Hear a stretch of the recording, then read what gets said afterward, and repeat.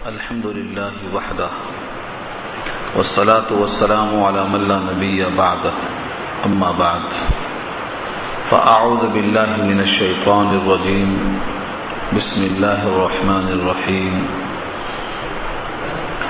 لقد سمع الله قول الذين قالوا إن الله فقير ونحن أغنياء فنكتب ما قالوا وقتلهم الأنبياء بغير حق ونقول ذوقوا عذاب الحريق ذلك بما قدمت أيديكم وأن الله ليس بظلام للعبيد صدق الله العلي العظيم وصدق رسوله النبي الكريم ونحن على ذلك من الشاهدين والشاكرين اللهم ألهمنا رشدنا وأعذنا من شرور أنفسنا اللهم وفقنا لما تحب وترضى من القول والفعل والنية رب اشرح لي صدري ويسر لي أمري واحلل عقدة من لساني يفقهوا قولي آمین یا رب العالمین۔ محترم حضرات، معزز سامعین، مڈلی بھائیوں، بزرگوں اور دوستوں، تلاوت کی ہوئی آیتیں چوتھا پارہ آل عمران آیت نمبر 181 سے لے کر 190 تک آج کی گفتگو کا عنوان ہے۔ آل عمران کے شروع میں یہودیوں کے فطرت پر گفتگو ہو رہی تھی کہ وہ کتنی شرارت کرتے ہیں اور کتنا زیادہ سید الانبیاء کے ساتھ گستاخی کرتے ہیں۔ درمیان میں کچھ باتیں ضمناً لائی گئیں، یہاں سے پھر وہی مضمون شروع ہو رہا ہے۔ جب قرآن کریم کی آیت نازل ہوئی من ذا الذی یقرض اللہ قرضا حسنا، کون ہے جو اللہ کو قرض حسنا دے؟ اللہ کو قرض حسنا دینے کا مطلب یہ کہ اللہ تعالیٰ کے نام پر، اللہ کے دین پر، جہاد کے لیے، اسلام کی بلندی کے لیے جب خرچ کرے گا تو وہ اللہ تعالیٰ ایسا واپس کریں گے جیسے کوئی قرضہ واپس کرتا ہے، اسی لیے اس کو قرض کا نام دیا۔ ورنہ حقیقت یہ ہے کہ اللہ کو ہمارے مالوں کی ضرورت نہیں ہے، لیکن گستاخی یہودیوں نے اس طرح کیا کہ اس آیت کے جواب میں یہ کہا ان اللہ فقیر ونحن اغنیاء، اللہ فقیر ہے اور ہم مالدار ہیں، تبھی تو اللہ ہم سے قرضہ مانگتا ہے۔ اگر ہم سے قرضہ مانگنے کا مطلب یہ نہیں تو پھر کیا ہو سکتا ہے؟ یہ جملہ سن کر سید الانبیاء کے قریبی دوست جو ہے صدیق اکبر رضی اللہ تعالیٰ عنہ، ان کو غصہ آیا، انہوں نے ایک تھپڑ رسید کر دیا۔ اس نے آ کر شکایت کیا نبی صلی اللہ علیہ وسلم سے کہ مجھے صدیق نے تھپڑ مارا ہے۔ آپ نے کہا کہ اس کی گستاخی ایسی ہی تھی کہ اس کو مارنے کا ابھی تک میرے اندر جو جذبہ تھا وہ ختم نہیں ہوا ہے، کیونکہ اس نے جملہ یہ کہا، اس نے انکار کر دیا، میں نے تو ایسا کہا ہی نہیں۔ اس پر یہ آیتیں نازل ہوئی کہ اللہ نے خود سن لیا ہے اور اللہ نے اس کو لکھ بھی لیا ہے، اور تمہارا صدیق جو کہتا ہے وہ صحیح کہتا ہے، اس پر یہ آیت نازل ہوئی ہے۔ اس شخص کا نام بھی لکھا ہے بادشاہ ہند نے، نخاس لکھا ہے اس کا نام، یہودیوں کا بڑا عالم تھا۔ یہاں سے اللہ تعالیٰ نے اس کے لیے سزاؤں کا انتخاب کیسا کیا ہے ان آیتوں میں دیکھیے۔ لقد سمع اللہ، لقد میں جو لام ہے یہ تاکید کے لیے ہے، ضرور، البتہ، ضرور، اور قد کے معنی قریب۔ سمع اللہ، سن لیا اللہ نے۔ آپ جو نماز میں پڑھتے ہیں سمع اللہ لمن حمدہ، وہاں بھی وہی ہے، اللہ نے سن لیا جس نے اللہ کی تعریف کی۔ اس لیے مصلیوں کو ربنا کر ہم بولنا چاہیے، ہم نے بھی تعریف کی، ہماری بھی سن لے۔ تو سمع اللہ، سن لیا اللہ، قول الذین قالوا، ان کا قول جنہوں نے کہا، ان اللہ فقیر، بے شک اللہ فقیر ہے، ونحن اغنیاء، اور ہم مالدار ہیں۔ فقیر فقر سے بنا ہے، محتاج، اور اغنیا غنیون کی جمع ہے بے نیاز. جن لوگوں نے یہ جملہ کہا ہے ہم نے ان کی بات سن لیا. یہ صدیق اکبر کی تائید میں بطور گواہی کی قرآن کی آیتیں نازل ہوئی ہیں، کیونکہ اس وقت صدیق کا گواہ کوئی نہیں تھا. مارنے والے یہ تھے، محفل ان کی تھی، گواہی کون دیتا؟ اس لیے اللہ نے گواہی دی ہے کہ اللہ نے خود سنا. یہاں پر وقف لازم اس لیے ہے کہ یہاں تک ان کی بات کی جو نقل ہوئی، آگے ان پر اللہ کا تبصرہ آ رہا ہے. یہ جملہ یہاں تک پورا ہو گیا. ان اللہ فقیر ونحن اغنیاء، اتنا کہا جن لوگوں نے، ان کی بات اللہ نے سن لیا. اب اس پر سزا کیا ہوگی؟ فرمایا سنکتب ما قالوا، عن قریب ہم نوٹ کیے لیتے ہیں. نکتبو، کتب یکتبو کے معنی لکھنا، نکتبو ہم لکھتے ہیں، لیکن سین داخل کیا، اور سین اور توفہ کب آتا ہے؟ جلدی کسی کام کو کرنے کے لیے. سنکتبو عن قریب ہم لکھ لیتے ہیں، ما قالوا جو کچھ انہوں نے کہا ہے. ان کا یہ قول اور ان کا ایک عمل، وہ عمل کیا ہے؟ وقتلهم الانبیاء بغیر حق، اور ان کا قتل انبیاء کو کرنا نا حق. بغیر حق کا جملہ جو ہے، انبیاء کا قتل ہمیشہ ناحق ہی ہو سکتا ہے، کیونکہ انبیاء سے ایسی غلطی ہو ہی نہیں سکتی ہے کہ ان کا قتل واجب ہو جائے. تو لہذا بغیر حق کا جملہ یہ وضاحت کے لیے ہے. ایسا نہیں کہ اگر انبیاء سے کوئی غلطی ہو جائے تو ان کو کسی نے قتل کیا ہوگا اور وہ حق ہوگا، ایسا نہیں ہے. یہ بغیر حق وضاحت کے لیے، نا حق. اب سوال یہ ہے کہ ان لوگوں نے قتل نہیں کیا تھا انبیاء کو، ان کے باپ دادا نے قتل کیا تھا. زکریا کو قتل کیا تھا، یحییٰ کو قتل کیا تھا. وہ نبی صلی اللہ علیہ وسلم کے زمانے کے یہودی نہیں تھے، ان کے دادا پر دادا تھے. لیکن اللہ نے ان کو بھی جملہ یہ کہا. کیوں؟ قتل پر راضی ہونا قتل میں شریک ہونے کے برابر ہے. یہ اپنے آبا و اجداد کی تعریف کرتے تھے. یہ کبھی نہیں کہا کہ میرے ابا نے یہ غلطی کی تھی. نہیں، ان کی غلطی نہیں تھی. تو غلطیوں پر خوش ہونا، غلطیوں پر ہاں میں ہاں ملانا غلطیوں میں شریک ہونے کے برابر ہے. یہاں سے اخذ کیا امام قرطبی نے، اگر کہیں قتل ہو گیا، وہاں کوئی موجود نہیں ہے، لیکن سن کر کے خوش ہوتا ہے کہ اچھا ہوا ایسا ہوا، تو یہ اس قتل میں شریک ہو رہا ہے. اور اگر کسی نے کہا کہ نہیں یہ بہت برا ہوا، بہت غلط ہوا، یہ بری ہو گیا. تو ان کے ماں باپ نے جو انبیاء کو قتل کیا تھا، یہ اس پر خوش ہوتے تھے، اس واسطے اللہ نے ان کو بھی قتل میں شریک کیا اور کہا ہم نوٹ کیے لیتے ہیں جو انہوں نے کہا ہے. ان کا قول بھی وقتلهم الانبیاء، اور ان کا قتل کرنا انبیاء کو بغیر حق، کسی حق کے ساتھ نہیں. وَنَقُولُ ذُوقُوا عَذَابَ الْحَرِيقِ، اور ہم کہیں گے، نقولو ہم کہیں گے، یعنی ہمارے حکم سے فرشتے کہیں گے، ذوقوا چکھو. ذائقہ اردو میں بنا اسی سے، ذوقوا اس کا امر ہے، ذوقوا چکھو عذاب الحریق، جلنے کا عذاب. یہ کب کہا جائے گا؟ جب یہ آگ میں جلیں گے. یہ سب کس وجہ سے ہوا؟ فرمایا ذالک بما قدمت ایدیکم، یہ بدلہ اس کا ہے جو تم نے اپنے ہاتھوں آگے بھیجا. ایدیکم، تمہارے ہاتھوں نے جو کرتوت کیے ہیں، اس اعمال بد کی بنا پر تم کو یہ مہوس دن دیکھنا پڑا کہ تم نے جملہ ایسا کہا، عمل ایسا کیا، ایسوں کے عمل پر خوشی کا اظہار کیا. رہا سوال اللہ کی طرف سے، تو اللہ کا وصول کیا ہے؟ وَأَنَّ اللَّهَ لَيْسَ بِظَلَّامٍ لِّلْعَبِيدِ، اور بے شک اللہ ظلم نہیں کرتا بندوں پر. بندوں پر اللہ ظلم نہیں کرتا، بلکہ بندے ایسا کام خود کرتے ہیں. یہودیوں کا ایک عمل تو یہ ہو گیا. سید الانبیاء کی نبوت کو نہ ماننے کے لیے یہودیوں نے ایک بہانہ تلاش کیا. کیا کہتے تھے؟ کہ اللہ نے ہم کو حکم دیا ہے، ہم نے اللہ سے عہد کیا ہے کہ جب تک کوئی نبی یہ معجزہ نہ دکھا دے کہ صدقات کو، زکوٰۃ کو آسمان سے آگ آئے اور کھا کے چلے جائے، جب تک یہ معجزہ ظاہر نہ کر دے تب تک ہم اس کو نبی نہ مانیں. ہم نے اللہ سے اور اللہ نے ہم سے یہ عہد کیا. حالانکہ یہ جھوٹ تھا، نہ ان سے اللہ نے ایسا عہد لیا ہے نہ کہیں موجود ہے، لیکن نہ ماننے کے لیے انہوں نے بہانہ تلاش کیا. اللہ نے اس کا ذکر کیا. الذین قالوا، جنہوں نے کہا ان اللہ عہد الینا، بے شک اللہ نے عہد لیا ہے ہم سے، یعنی ہم کو کہہ رکھا ہے۔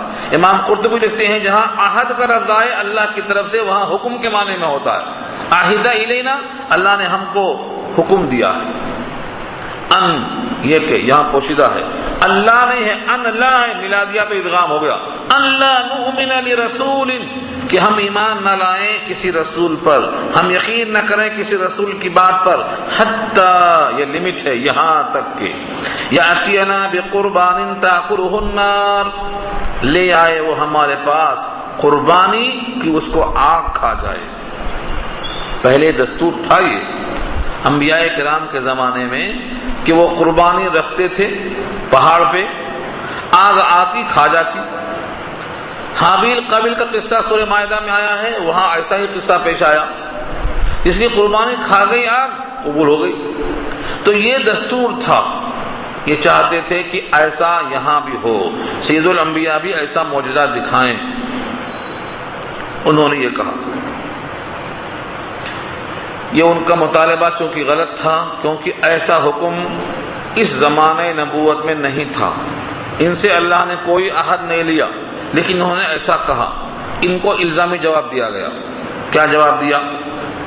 قل، آپ کہہ دیجئے، اے نبی آپ ان سے کہیے، قد جاءکم رسل من قبل بالبینات، تحقیق کہ آئے تمہارے پاس مجھ سے پہلے بہت سے رسول نشانیاں لے کر، بالبینات بیناتن کی جمع ہے، نشانیاں لے کر آئے، وبالذی قلتم، اور تم جو کہہ رہے ہو نا وہ بھی لے کے آئے، فلما قتلتموہم، پھر تم نے ان کو قتل کیوں کر دیا؟ جب وہ معجزات لے کے آئے تھے اور تمہارا جو یہ معجزہ مطلوبہ یہ بھی لے کے آئے تھے، پھر تم نے قتل کیوں کر دیا ان کو؟ معلوم یہ ہوا کہ اس معجزے کے باوجود بھی تم ماننے والے نہیں ہو۔ تم نے جب ان کو قتل کر دیا دلائل کے باوجود اور تمہارے اس من چاہے مطالبے کے باوجود، تو تم اس کا جواب دے دو کہ تم نے قتل کیوں کیا، ان کنتم صادقین، اگر تم سچے ہو۔ کفار قریش اور دیگر یہ سن کر کے دل میں خیال آ سکتا ہے کہ اگر ایسا معجزہ نبی سے ظاہر ہو جاتا تو کیا حرج تھا، لیکن دلوں کا حال جاننے والے اللہ فرماتے ہیں کہ یہ تب بھی ماننے والے نہیں، یہ تو ایک ہٹ دھرمی ہے، اس لیے وہ تکذیب کریں گے۔ یہ معجزہ دکھا دیں آپ تب بھی تکذیب کریں گے، اور نہ دکھائیں تب بھی تکذیب کریں گے۔ تو آپ اپنے دل میں غمزدہ ہونے کے بجائے یہ سمجھ لیجئے کہ آپ سے پہلے نبیوں کی تکذیب کی گئی، جھٹلایا گیا، یہ تو ان کی فطرت ہے، لہذا ان کے تکذیب کرنے پر غمزدہ نہ ہو۔ فَإِن كَذَّبُوكَ، پس اگر آپ کی وہ تکذیب کریں، آپ کو جھٹلائیں، فَقَدْ كُذِّبَ، تو تحقیق کے جھٹلائے گئے، رُسُلٌ مِّن قَبْلِكَ، آپ سے پہلے بہت سے رسول، جاؤ بالبینات، جو لائے تھے نشانیاں۔ نشانیاں کون کون سی تھیں؟ ہر زمانے کے نبی کی نشانیاں الگ الگ تھیں، جتنے نبی آئے جو معجزات لے کے آئے وہ سب مراد ہے۔ وہ زبر، اور صحیفے لے کے آئے، زبر کے معنی صحیفے مطلب مختصر کتاب، والکتاب المنیر، اور روشن کتاب لے کے آئے، زبور ہے، توریت ہے، انجیل ہے، کتابیں، صحیفے، نشانیاں سب لے کے آئے، ان کی تکذیب ہوئی، لہذا آپ کی اگر تکذیب ہوتی ہے تو کوئی نئی بات نہیں ہے، دل زدہ ہونے کی ضرورت نہیں، تسلی دیا اللہ نے۔ اس کے بعد ان کی گستاخیاں کب تک چلیں گی اور ان کی یہ شرارت کب تک چلے گی اور ان کا تکذیب کرنا کب تک چلے گا؟ فرمایا جتنے دنیا میں انسان ہیں سب کو موت کا ذائقہ چکھنا ہے، وہ اس کی لمٹ ہے، اس کے بعد تو ختم۔ اور انسان جب موت تک ہی کر سکتا ہے تو موت تو بہت قریب ہے، کب آتی کسی کو پتہ نہیں، لہذا ان کی تکذیب کا زمانہ بھی بہت مختصر ہے۔ اس لیے فرمایا کل نفس ذائقۃ الموت، ہر نفس کو موت کا ذائقہ چکھنا ہے، ہر جی کو چکھنی ہے موت۔ وَإِنَّمَا تُوَفَّوْنَ أُجُورَكُمْ، اور اس کے سوا کچھ نہیں کہ تم پورا پورا بدلہ دیے جاؤ گے، توفون وفا کیے جاؤ گے، اجورکم اجر کی جمع ہے، محنتانہ ملے گا، بدلہ ملے گا، یوم القیامہ، قیامت کے دن، جب قیامت میں محنتانہ ملے گا، بدلہ ملے گا، تو جنہوں نے گستاخی کی ہے گستاخی کا بدلہ دوزخ، اور جنہوں نے وفا کی ہے اللہ کا حکم پورا کیا ہے اس کا بدلہ جنت۔ جو جنت میں جائے گا وہ کامیاب، جو جہنم میں جائے گا وہ ناکام۔ تب جب یہ ناکام ہونے ہی والے ہیں تو ان کی باتوں سے غم کرنے کی ضرورت نہیں ہے۔ یہ جملہ کہا گیا فَمَنْ زُحْزِحَ عَنِ النَّارِ، جو دور رکھا گیا دوزخ سے۔ زحزح زحزاح کے معنی آتے ہیں دور کرنا۔ فَمَنْ زُحْزِحَ جس کو دور کر دیا گیا عن النار دوزخ سے، وَأُدْخِلَ الْجَنَّةَ اور داخل کیا گیا جنت میں، فَقَدْ فَازَ وہ تو کامیاب ہو گیا۔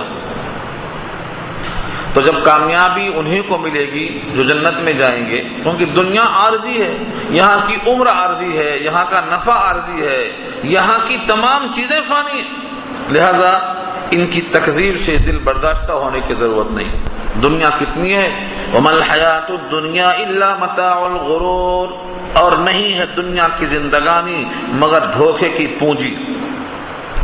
وما ما نافیہ ہے، حیات دنیا نہیں ہے الا مگر متاع، متاع کے معنی جس کو استعمال کیا جائے پھینک دیا جائے، اور غرور کے معنی دھوکا۔ میرا گھر، میرا بنگلہ، میرا باغیچہ، میری فیکٹری، میرا ملک، میں حاکم، ہوا نکل گئی، پانم ہوا کچھ بھی نہیں، سب ختم۔ تو دھوکا کہا اس کو اللہ نے، متاع الغرور ہے، دھوکا ہے۔ رہا سوال دنیا کی مشقت، دنیا میں ابتلا اور آزمائش، تکلیفیں، تو دنیا میں آزمائش ہوگی، دنیا آزمائش کی جگہ ہے، اسی میں سب کا امتحان ہے۔ لَتُبْلَوُنَّ فِي أَمْوَالِكُمْ وَأَنفُسِكُمْ، البتہ تم آزمائش میں ڈالے جاؤ گے، لا لام زبر لا مانے البتہ، اور تبلغن ابتلا میں ڈالے جاؤ گے، آزمائش کیے جاؤ گے، فی اموالکم تمہارے مالوں میں، وانفسکم تمہاری جانوں میں، جان اور مال دونوں میں آزمائش ہوگی۔ وَلَتَسْمَعُنَّ مِنَ الَّذِينَ أُوتُوا الْكِتَابَ، اور البتہ تم ضرور سنو گے ان لوگوں سے جو کتاب دیے گئے۔ کیا سنو گے؟ تکلیف دہ باتیں، تانے سنو گے، طنز سنو گے، ایسے جملے سنو گے کہ دل میں تکلیف ہوگی، کیونکہ یہ اذیت پہنچانے کے لیے پوری کوشش کرتے ہیں۔ دنیا میں یہ سب چیزیں پیش آئیں گی، ابتلا اور آزمائش، کبھی مال کے ساتھ، کبھی جان کے ساتھ، کبھی ایذا والے کلمات کے ساتھ۔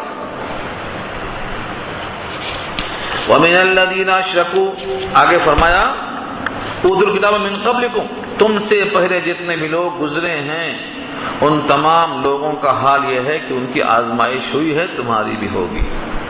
اور کس سے ہوگی؟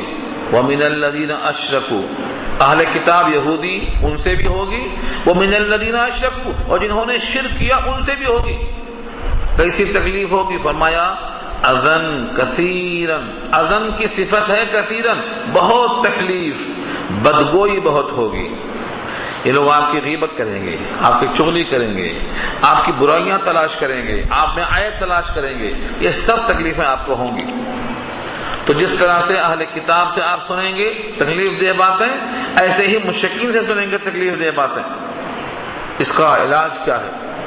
یہ جملے کہتے جائیں اور ان سے ہمارے کان تکلیف محسوس کریں تو اس کا علاج کیا ہے؟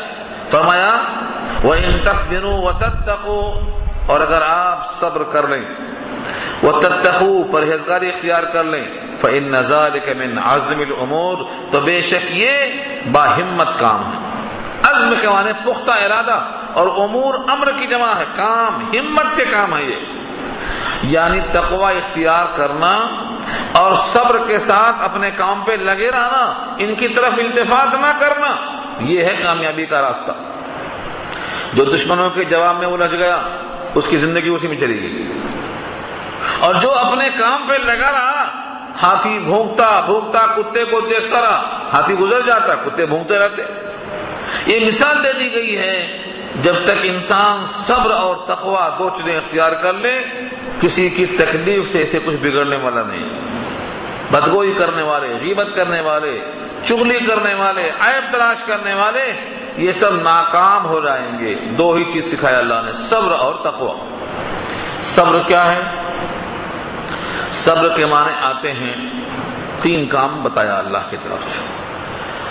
صبر کے معنی ڈٹنا، جمنا، تکلیف جو بھی آئے اس کو جھیل لینا، یہ صبر ہے. اور ایک صبر یہ ہے اطاعت کرنے میں تکلیف ہو، اللہ کا حکم پہنچانے میں تکلیف ہو، اس کو بھی جھیل لینا. گناہ چھوڑنے میں تکلیف ہو، اس کو بھی جھیل لینا. اس تین کا مجموعہ صبر ہے. اور تقویٰ کیا ہے؟ اللہ کا حکم ٹوٹنے نہ پائے، اللہ کے نبی کا طریقہ چھوٹنے نہ پائے، اسی فکر میں رہنا. یہ تقویٰ. جس نے یہ دو کام کر لیا اس کے لیے اذیتیں جھیلنا آسان. وَإِن تَصْبِرُوا وَتَتَّقُوا فَإِنَّ ذَلِكَ مِنْ عَزْمِ الْأُمُورِ. اگر تم صبر کر لو، پرہیزگاری اختیار کرو تو یہ ہمت کے کام ہے. یہودیوں کو اللہ نے ایک حکم دیا تھا تورات کے ذریعے سے کہ تم حق چھپانا نہیں. یہاں تک کہ تورات میں سید الانبیاء کے جو صفات ہیں اس کو بتا دینا، ظاہر کر دینا تاکہ لوگ اس سے فائدہ اٹھائیں. لیکن ان یہودیوں نے اس کو چھپا لیا. اور بعض حدیثوں میں واقعات بہت تفصیل سے آئے ہیں. نبی صلی اللہ علیہ وسلم نے پوچھا یہودیوں کے سرداروں سے تمہاری کتاب میں اس مسئلے میں کیا لکھا ہے؟ انہوں نے کہا ایسا نہیں لکھا ہے، مثلا رجم، سنگسار کرنا. انہوں نے کہا ہماری کتاب میں ہے ہی نہیں. تفسیر آئی ہے سورہ مائدہ میں. ایک یہودی عالم اسلام لا چکے تھے، عبداللہ بن سلام، وہ بھی تورات کے ماہر تھے. انہوں نے کہا ہاتھ ہٹاؤ، یہ کیا لکھا ہوا ہے؟ کھول کے دکھا دیا انہوں نے. تو یہودی چھپانا چاہتے تھے حق کو اور نبی صلی اللہ علیہ وسلم کے صفات کو. اللہ تعالیٰ نے ان کے اس چھپانے پہ مذمت کی ہے. وَإِذْ أَخَذَ اللَّهُ، اور جب اللہ نے لیا میثاق، پختہ عہد. میثاق پختہ عہد کو کہتے ہیں. اسی سے بنا ہے وثیقہ، اسی سے بنا ہے. میثاق کے معنی آتے ہیں ایگریمنٹ کے، معاہدے کے. اللہ نے ان سے عہد لیا. الذین اوتوا الکتاب، جو کتاب دیے گئے، مراد اس سے یہودی ہیں. کیا عہد لیا تھا؟ لَتُبَيِّنُنَّهُ لِلنَّاسِ وَلَا تَكْتُمُونَهُ. یہ جملہ ہے جو عہد کا ہے. لَتُبَيِّنُنَّهُ، لام شروع میں اور آخر میں نون مشدد، یہ دونوں تاکید کے لیے ہے. اور بین کے معنی بیان کرنا، ظاہر کرنا. لَتُبَيِّنُنَّهُ، کہ اس کو تم بیان کرو گے، للناس، لوگوں کے لیے. وَلَا تَكْتُمُونَهُ، اس کو چھپاؤ گے نہیں. یہ اللہ نے ان سے عہد لیا تھا. لیکن جب وقت آیا تو ان لوگوں نے چھپایا، ظاہر نہیں کیا اور اللہ کے اس عہد کو پس پش ڈال دیا. اللہ خود فرماتے ہیں فَنَبَذُوهُ وَرَاءَ ظُهُورِهِمْ. نبذ ينبذ کے معنی آتے ہیں پھینکنا. فَنَبَذُوهُ، انہوں نے پھینک دیا، پس پش ڈال دیا. وَرَاءَ ظُهُورِهِمْ، ظہور جمع ہے ظہر کی، وراء معنی پیچھے، اپنے پیٹھ کے پیچھے پھینک دیا. یعنی وہ عہد اپنے پیٹھ کے پیچھے ڈال دیا، اس کی پرواہ نہیں کیا. مگر پھینکا کیوں؟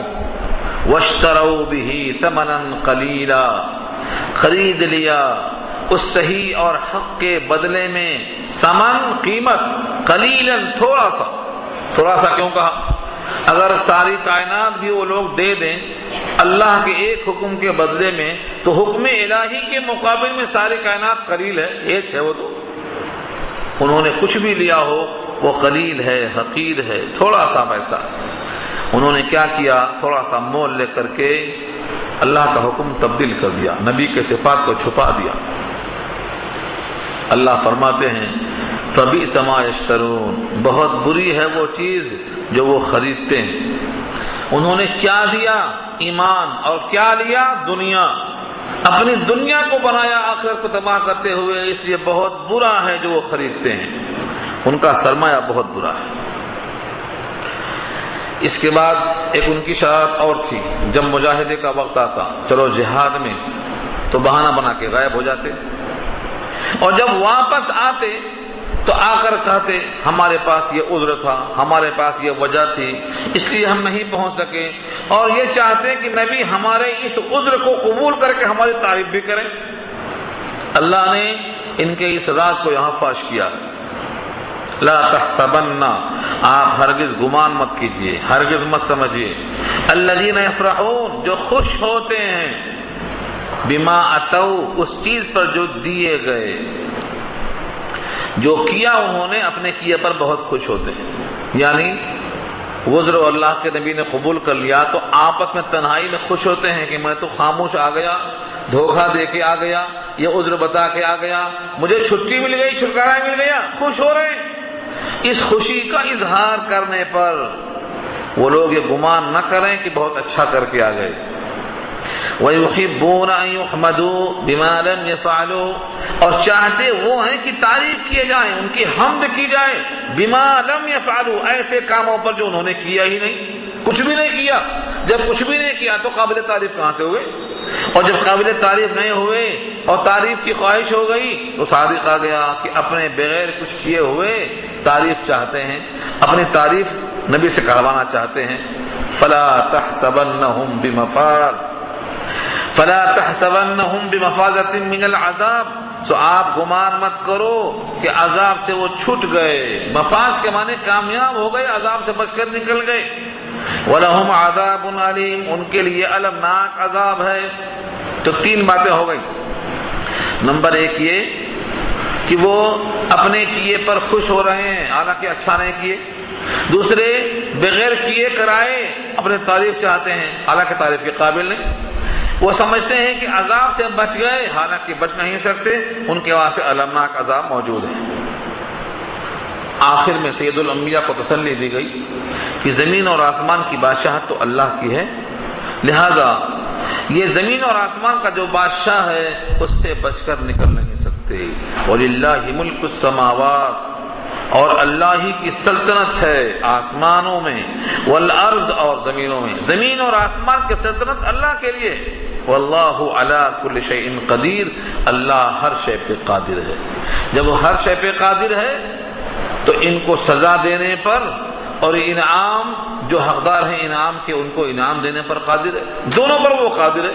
اس لیے اپنے وقت پر ان کو موت آئے گی، یہ سزا بھگتیں گے، اور اللہ اپنے قدرت سے جتنے وعدے کیے ہیں سب پورے کرنے پر وہ قادر ہیں۔